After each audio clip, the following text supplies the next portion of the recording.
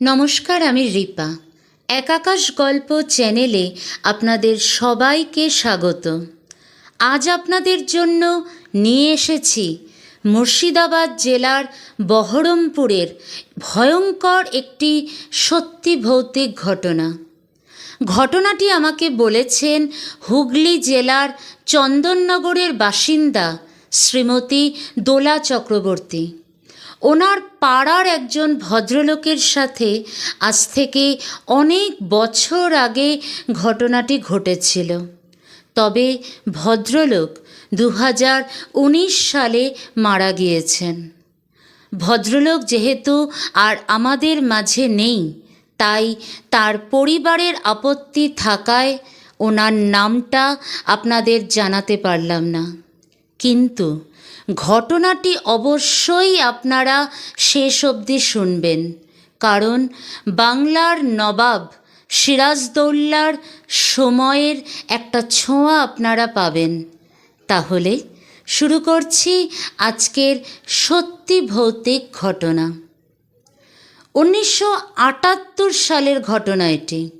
সদ্য চাকরিতে ঢুকেছিলেন ভদ্রলোক। 24 বছরের যুবক তিনি। চাকরি পেয়েছিলেন ভারতের একটি নামী ওষুধ কোম্পানির মেডিকেল রিপ্রেজেন্টেটিভ হিসেবে। কলকাতায় 2-3 বছর কাজ করার পর ওনার পোস্টিং হয় মুর্শিদাবাদ জেলার বহরমপুরে। কলকাতার অফিস থেকেই বহরমপুরে থাকার জন্য গেস্ট হাউস, খাওয়া দাওয়ার ব্যবস্থা সব কিছুই ঠিক করে দেওয়া হয়েছিল।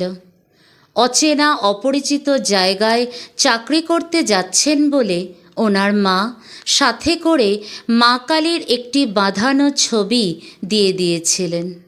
ভদ্রলোক যখন বহরমপুরে পোস্টিং নিয়ে যান, তখন মাসটা ছিল আগস্ট মাস। উনি শিয়ালদাহ থেকে বিকেলবেলা লালগোলা প্যাসেঞ্জারে রওনা দিয়েছিলেন বহরমপুরের উদ্দেশ্যে। সেদিন প্রচণ্ড বৃষ্টি হচ্ছিল, তেমন বিদ্যুৎ চমকাচ্ছিল। রাত 10টার সময় উনি যখন বহরমপুর স্টেশনে পৌঁছলেন, তখন বৃষ্টিটা একটু ধরেছিল। প্ল্যাটফর্মের বাইরে এসে একজন রিক্সাওয়ালাকে গেস্ট হাউসের নামটা বলতেই ওই রিক্সা চালক কেমন যেন অদ্ভুত দৃষ্টিতে ওনার দিকে তাকালো। তারপর ভদ্রলোককে নিয়ে গন্তব্যের দিকে রওনা দিল। প্রায় 20-25 মিনিট বাদে একটি পুরনো আমলের বাড়ির সামনে এসে দাঁড়ালো রিক্সাটি। আস্তে করে রিক্সা চালক বলল, বাবু, এটাই সেই গেস্ট হাউস। ভদ্রলোক খুব অবাক হয়ে তাকিয়ে দেখলেন গেস্ট হাউসটি অনেক পুরনো কুঠি বাড়ির মতো। নবাবী আমলের ছোঁয়া রয়েছে বাড়িটির স্থাপত্যে। বড় লোহার গেটটি খুলে বাগানে ঢুকে কিছুটা হেঁটে গিয়ে লম্বা টানা বারান্দা, মোটা মোটা থাম আর কড়িবর্গার ছাদ। থামগুলোর গায়ে বেশ কারুকার্য করা। বারান্দায় উঠেই ডান দিকে অফিস ঘর, আর বাঁ দিকে পরপর বেশ কটা ঘর। তবে ঘরগুলো সবই তালাবন্ধ। ঘরগুলোতে খড়খড়ি দেওয়া লম্বা লম্বা জানালা, দরজা, আর দরজার ওপরের অংশে অর্ধচন্দ্রাকার করে নানা রঙের কাঁচের কারুকার্য করা। ভদ্রলোক অফিস ঘরে গিয়ে দেখলেন কেয়ারটেকার বসে ঝিমোচ্ছে। উনি ও দাদা বলে ডাকতেই কেয়ারটেকার তাড়াতাড়ি করে উঠে দাঁড়িয়ে বলল, বাবু, আপনি এসে গেছেন? ম্যানেজার বাবু আমাকে বলে গেছেন আপনি এলে যেন আপনার রুমের চাবি, রাতের খাবার সব যেন দিয়ে দিই। আসলে খুব বৃষ্টি হচ্ছে তো, তাই উনি তাড়াতাড়ি বাড়ি চলে গেছেন, কাল সকালে আসবেন। খুব তাড়াহুড়ো করে এক নিঃশ্বাসে কথাগুলো বলল কেয়ারটেকার। রাত প্রায় 11টা বেজে গিয়েছিল বলে কেয়ারটেকার রুমের চাবির সাথে রাতের খাবারের টিফিন ক্যারিয়ারটাও ভদ্রলোকের হাতে দিয়ে দিল। ভদ্রলোক তালা খুলে ঘরে ঢুকতেই একটা স্যাঁতস্যাঁতে গন্ধ ওনার নাকে এলো, যেন অনেক দিন কেউ ঘরটা খোলেনি। এমনিতে বেশ সুন্দর করে সাজানো গোছানো হলেও ওনার কিছুতেই ভালো লাগছিল না ঘরটা। এত রাতে আর কিছু করারও নেই, অগত্যা তাকে এখানেই থাকতে হবে।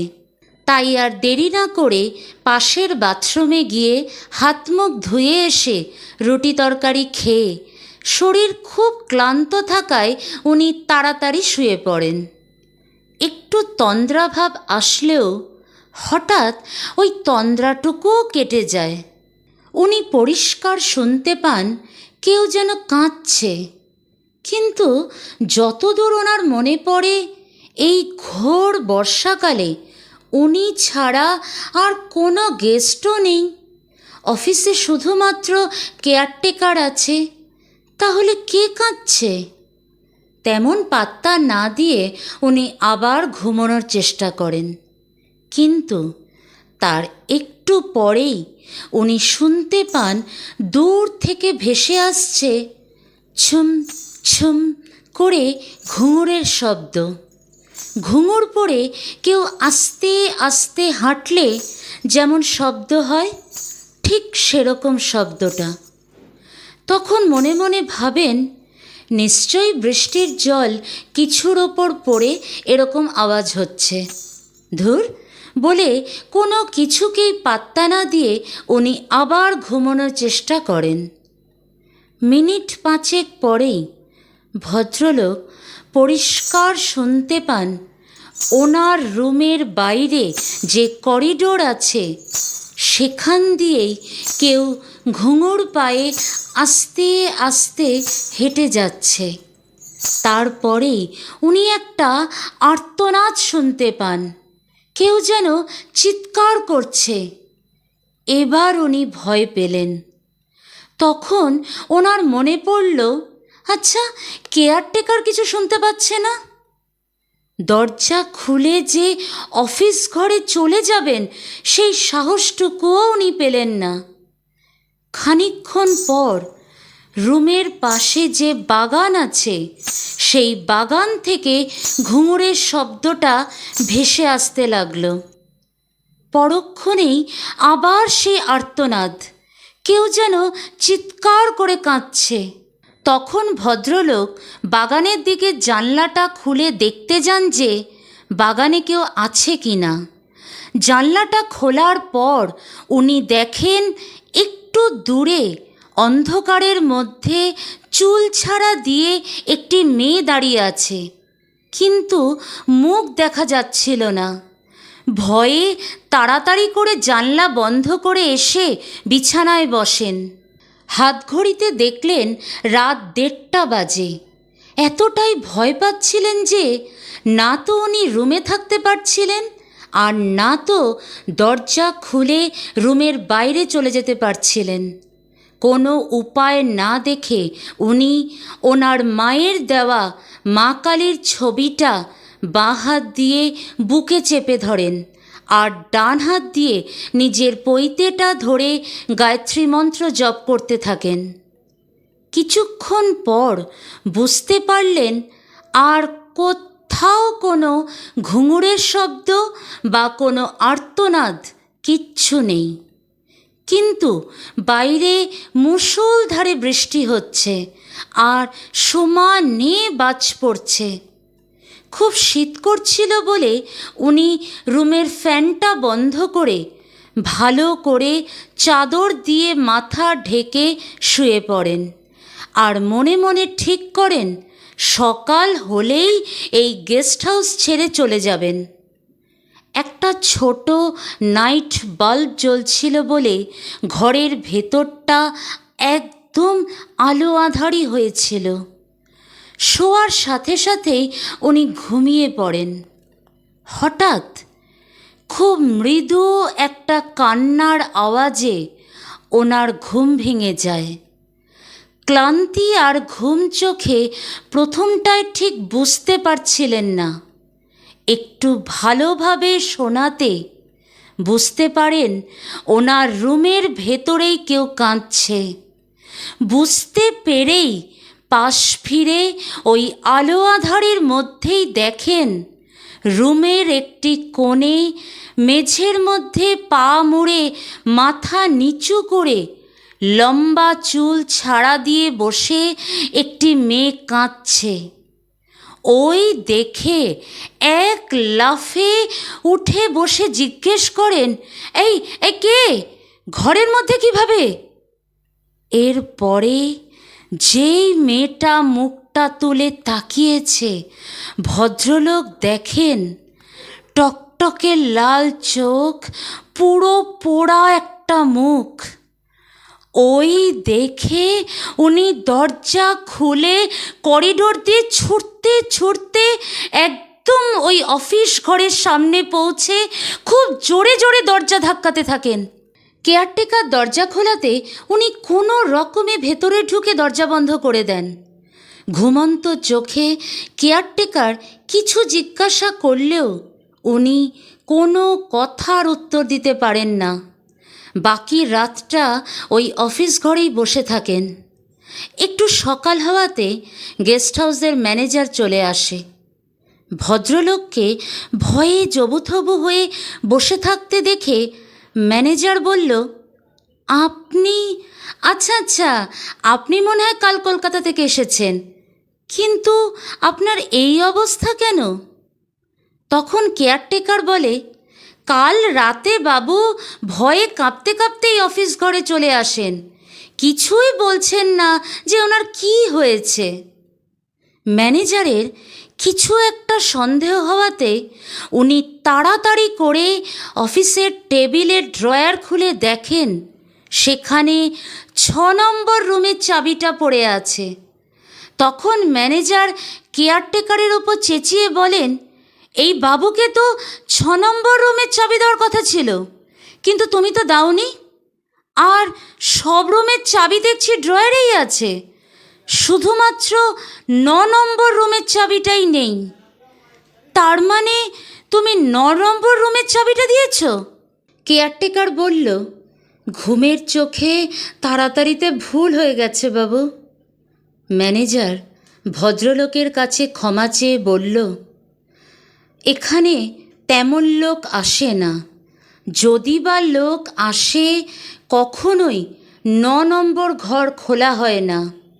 অনেক বছর আগে ওই ঘরে যদি বা কেউ থাকতে গেছে তখনই তারা ভয় পেয়ে অসুস্থ হয়ে গেছে, তারপর থেকেই 9 নম্বর ঘর বন্ধ থাকে।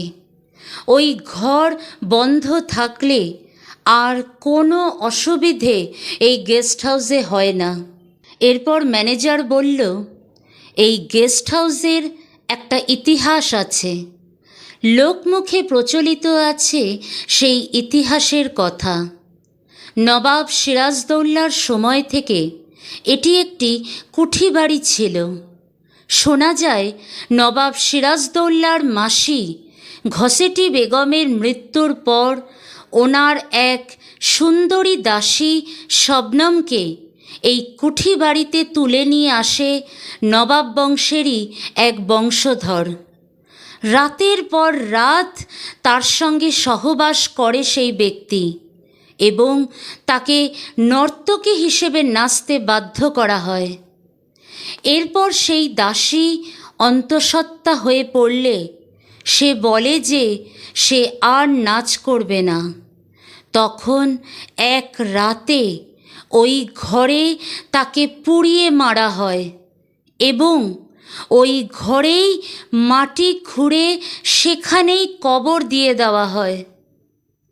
আগে এই ঘরের কোনো নম্বর ছিল না, পরে যখন গেস্ট হাউস হয় তখন ওই ঘরের নম্বর হয় 9। আজও ওই ঘরে কেউ থাকতে গেলে একমাত্র সেই ব্যক্তিটি কান্নার আওয়াজ আর ঘুঙুরের আওয়াজ পায়। এমনকি ওই অভিশপ্ত ঘরে আজও নাকি তার উপস্থিতি টের পাওয়া যায়।